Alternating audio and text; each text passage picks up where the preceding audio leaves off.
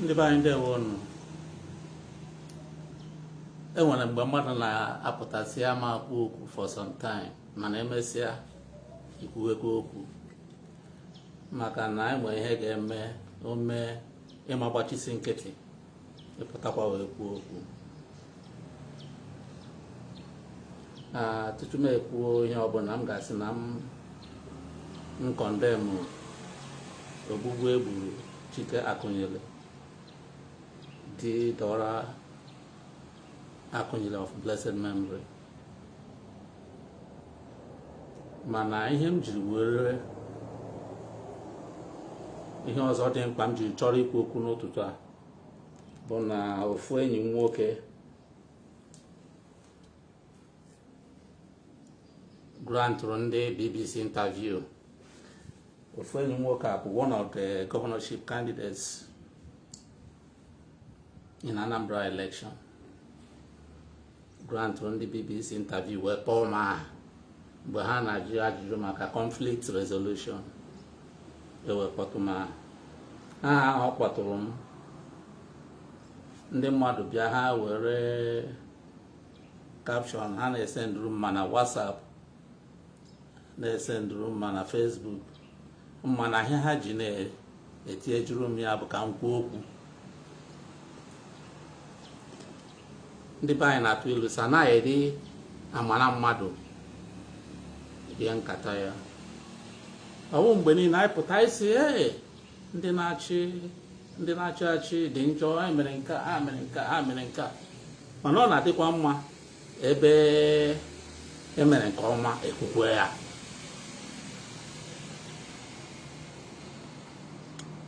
Afọ 4 gara aga mgbe a na-ekwukwa okwu no election in Anambra State, mụnwa jiri aka m wee gaa Anambra State na 13th of September 2017, just 4 years ago. Were gaa ebe ahụ sị na a ga-enwe election because I'm not a student of no election. It's in there will be no election. That means you want anarchy. I mean, it's no election as a student of political science and as a lawyer. You say no election, or I was getting back again. Must no election, but it's an aberration. Election is a constitutional issue. If there is no election, that means anarchy. So I cannot say so. Because of that, Anambra, on 13th of September 2017, to say there will be election. Henjimaya bụ maka na m suppose ikwu eziokwu, ikwu ihe kwesịrị omume. Ọ maka Governor of Anambra State mgbe Ule Obiano mana since emere ya nominate na enwe mgbe m na-enye ya support because for his process of nomination as candidate of Anambra governorship was a nondescript. So I never supported him, and he knows it. So I didn't do that thing because of him. I made it because of in Igbo land, I will never support anything like no election. Even in Nigeria, I can never say no election. Why should I say so? There must be election. So, having said that,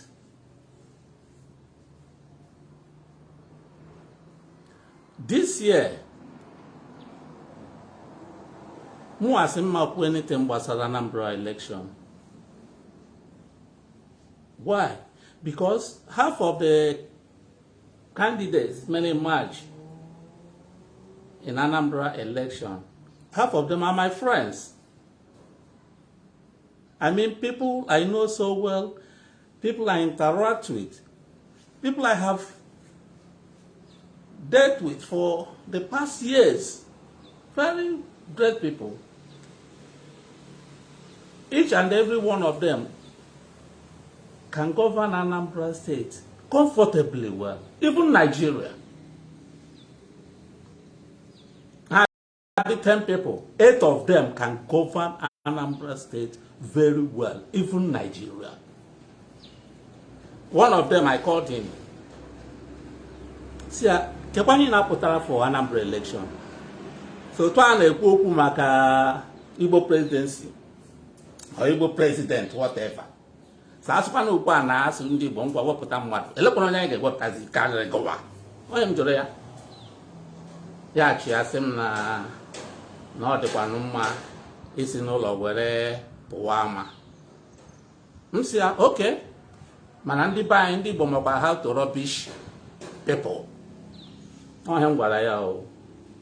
So Anambra steeti nwere mmadụ. Ndị Igbo nwere mmadụ. Anambra steeti bụ isi Igbo. Abịa n'isi Igbo Anambra steeti bụ Anambra steeti ka enwe mmadụ n'ala Igbo. Esi pụtasiba enweghị Anambra steeti na-enwerọ.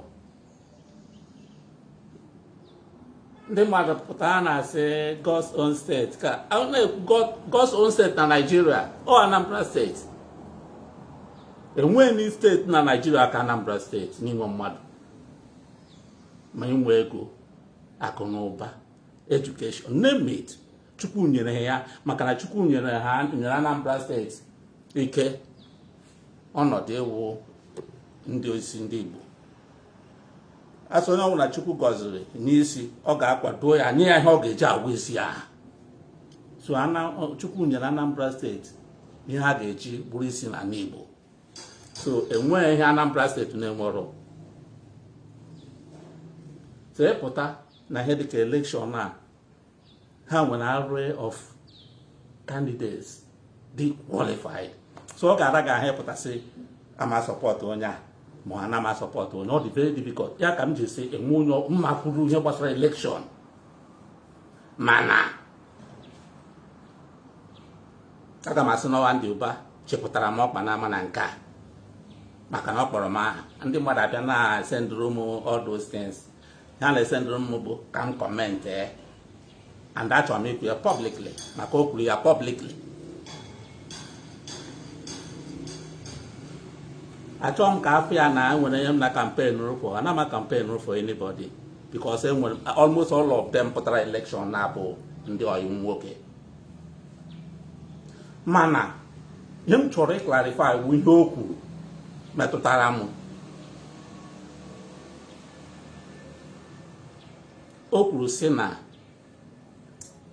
ya nwa bịa visite m na prison more than 5 times. Bịara ịkpa maka ọdịnamma ndị Igbo ka a ga-esi edozi Igbo na Anambra steeti. Onye ọbụla chọrọ ndị sendịgara m dozi nzi chọrọ ịma ọwa eziokwu ọwa ashị. Ya ka m bịara ikwu ọwa eziokwu ka ọ bụ. Eziokwu ka ọ bụ. Mana more than that,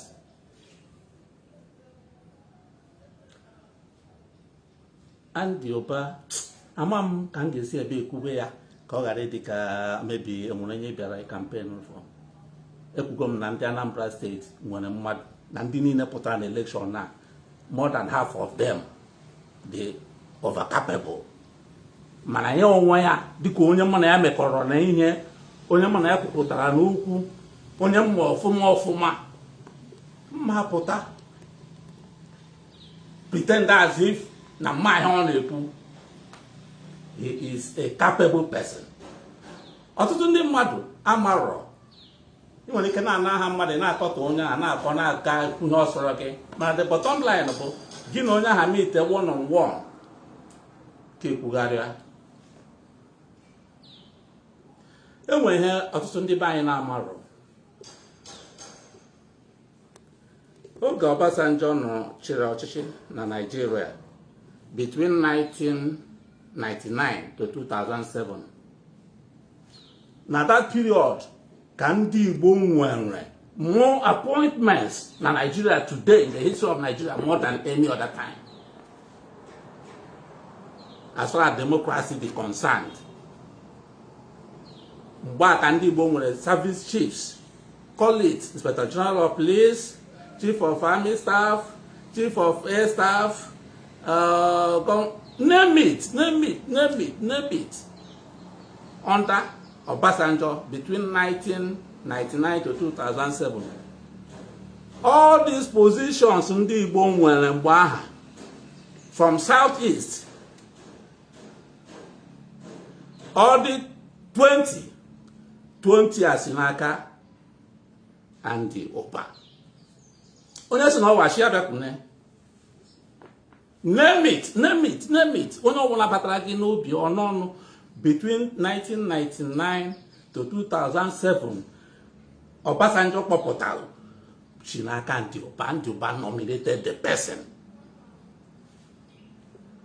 Isi na ọwashi onye aha ekwune pụta na ihe kwuo ya ka anyị debate ya ka ịma na ọkwa eziokwu a na-ekwu.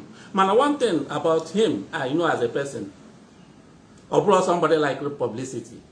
Ọ bụrụ onye ọ na-abụ mee otu mkpụrụ ihe ọpụta kpekpekpekpekpe onye ọ na-amara. No. Ọ bụrụ ụdị onye ahụ. Ọ wee go getter. Mmadụ amapụta na-eto onwe ya. So ọ pụtago na-eto onwe ya, people will not agree with him. Otu ọ kpọrọ m aha, maybe on my place to say the truth, the basic truth. Also gị were m ọsọ gị hapụ ka akwasara gị. Him na-ekwu eziokwu. Enwere vacuum, lacuna in Igbo land as far as political leadership is concerned. Onye butere ihe na-eme na Anambra taa. Enwere political leadership in Anambra State and in Igbo land. Anambra State being the leader of Igbo land politically. And where such lacuna may affect other places, the entire Igbo land. Peter Obi, very nice man, very nice, one of the best governors in Nigeria, Peter Obi. But the biggest mistake was to deny in the Anambra State to choose their own leader. He did it. He denied Anambra State the opportunity to choose their own leader. We want him. I want him too. He was close to me. He was coming here as a governor. One of the best governors. Though during his time we had problems with him. Even what brought Andy back to me was during his tenure. When Esu River, whatever, I was in prison. My men were demonstrating, asking for my release. The criminals in Anambra State on the Shandor that hijacked the protest, Bido, Buamadu, Manka. Peter Obi as a governor, you won't blame him. Had to call in the army, call in the police, Bido, Buamadu. When force is applied, people must die. So I don't blame him because as a governor, he wanted peace in his place.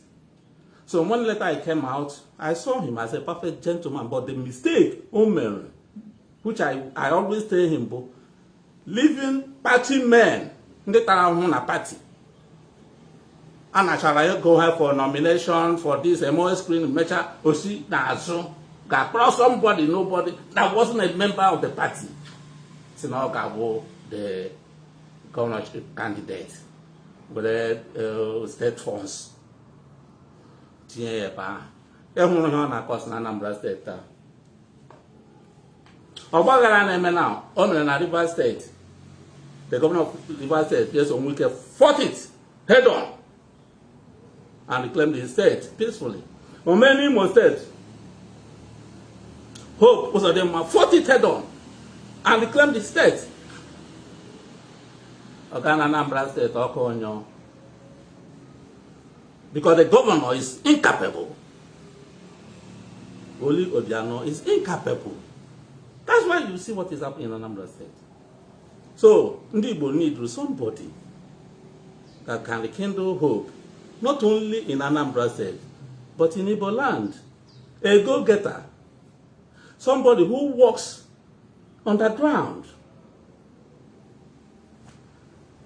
Somebody who sees Igbo land. The Southeast has its own environment. Not when Andy Oba came to prison to see me. He wasn't the governor of Imo State. He was the governor of Anambra State. It wasn't only in Anambra State that people were killed. At school, them were killed our men. At Okigumololo. More people than even that died in Anambra State. But it was Andy Uba that came. Some other Panama came Mudo, Kepetudo, Nana Ibo, Anambra State. Manam when you are on Okokuna BBC when you are home. He didn't just come to me and say, now the Makamudo came with a Afghanimu. He came with all my commanders. I was in prison. He came with all my commanders. That's a mark of leadership. He made it difficult for me to say no. He made the work easier for me. He came with all my commanders to the prison. He's not a man of authority.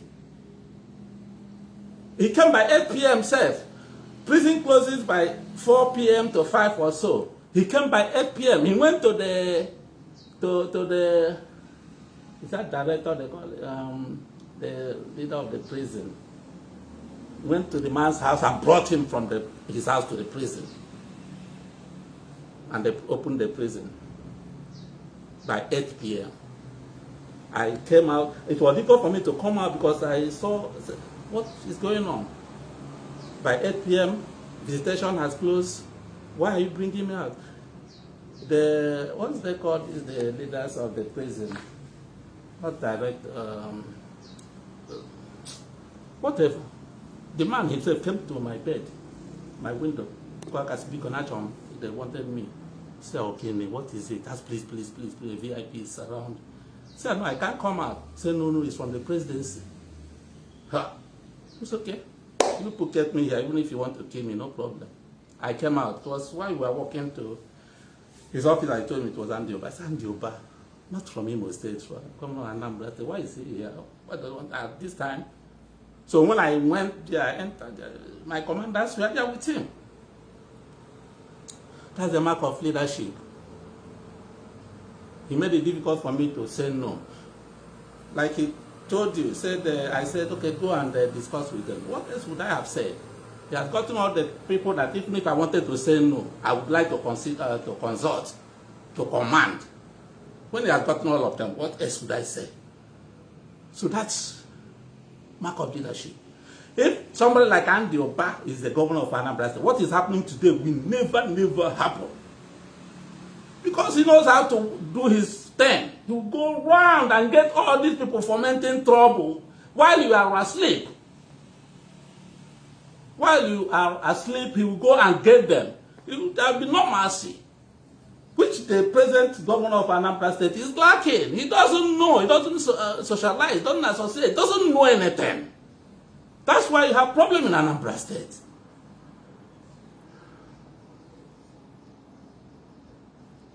That's the problem we have in Igbo land. And that's the problem we must solve.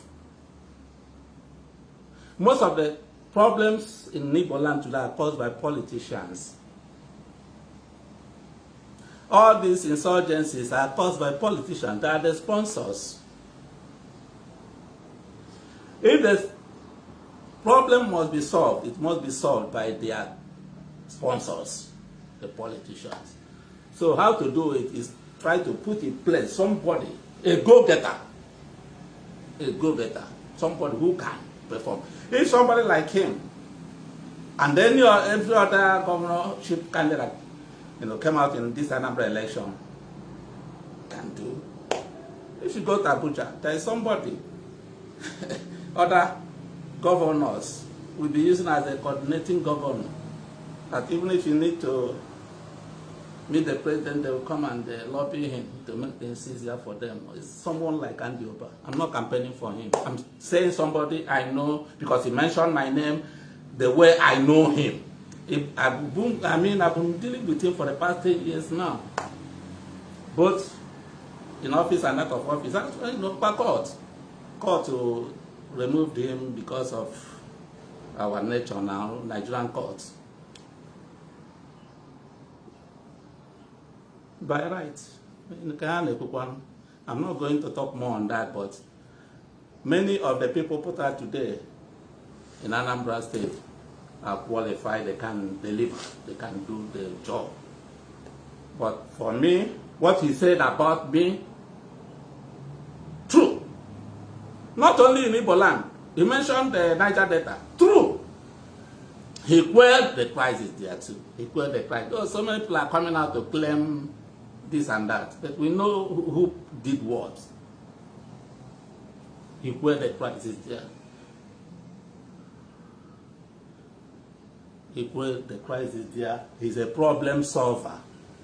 He solved the problem in Igbo land at that time. Security problem at that time. He got I was in prison. I didn't know how we managed to get my commanders to follow him to come to prison to talk to me about peace. And I believe if he is available today, he can still do the same thing. I'm not asking Anambra vote for this person or don't vote for this person, but for Onyenka, who mentioned my name, that is the picture. I'm not saying he's the best person in Anambra State for this election. That's not what I'm saying. But I'm talking about him as somebody who mentioned my name. I want to confirm that what he said is the truth. He did it. And he's capable of doing it because he knows how to do it. When you talk now, people say, he has given you money, he has done that. Everything is not really money. Everything is not really money.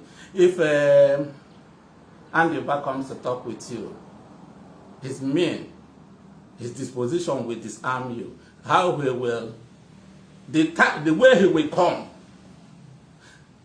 Most of these people, even like Peter B himself, these are people who are so simple that they can, their approach, method of approach will overwhelm you.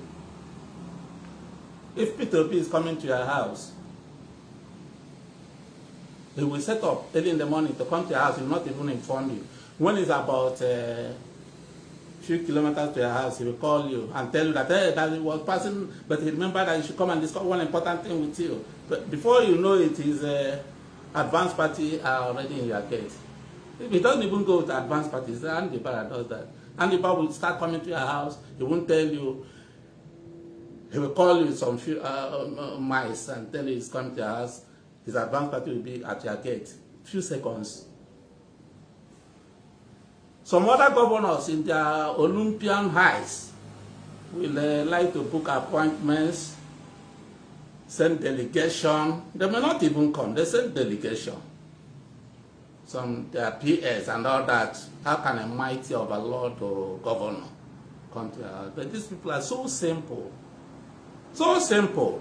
They come and discuss the issues one-on-one with you. And that is what I'm saying about leadership quality that God gave to the people of Anambra State. That he didn't give to Imo, Abia, Ebonyi, Enugu. He gave it only to Anambra people. You tell me.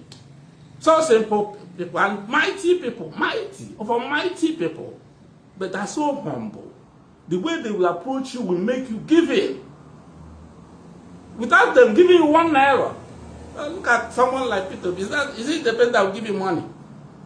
But you get what he wants from you. Diplomatically. Same Andy Uba.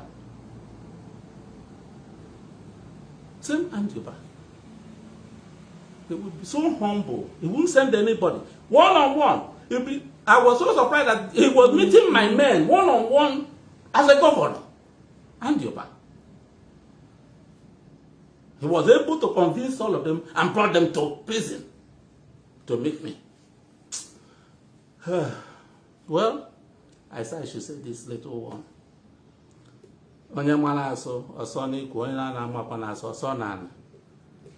I will never support violence. I will never. No matter the temptation, I know how it goes. If you arm a non-state actor, you are making the biggest mistake of your life. because you will never recover that arms with him, from him. And what he will do with those arms you are giving him, you will never know 1/4 of it. That's the much I can say. I condemn violence in all its ramifications. I condemn no election in all its ramifications. I uphold virtue and congratulate and support men of goodwill. Thank you.